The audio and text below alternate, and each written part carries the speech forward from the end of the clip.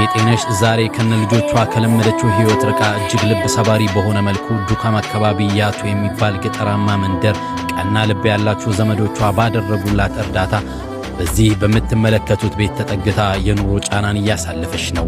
ትላንት በዓለም አቀፍ መድረኮች የኢትዮጵያን ሰንደቅ ከፍ ያደረገችው አትሌቷ ለሁሉም ተበቃ የነበረችው ጌጤነሽ ትላንት አንገቷን ቀና አድርጋ ቅንጦ ህይወት ትኖር የነበረች ዛሬ ለዕለት ጉርሱን ላይ የምትቸገር ቁርስ በልታ ምሳና አራት የሚያሳስባት የልጆቿ የትምህርት ሁኔታ እንቅልፍ የሚነሳት ጀግናዋ አትሌት ኮማንደር ጌጤነሽ ኡርጌ ለመላው ኢትዮጵያውያን የድረሱልኝ ጥሪን አስተላልፋለች። ኮማንደር ጌጤነሽ ኡርጌ ይባላለሁ። እንግዲህ ማንኛውም ለሀገር ሰርቻለሁ፣ ትልቅ ነገር ሰርቻለሁ። አሁንም ያው ያለውበትን በጤናዬ ጉዳይ ጤንም ያመኛል። ልጆቼን በአሁን ሰዓት መርዳት አልቻልኩም። በዚህ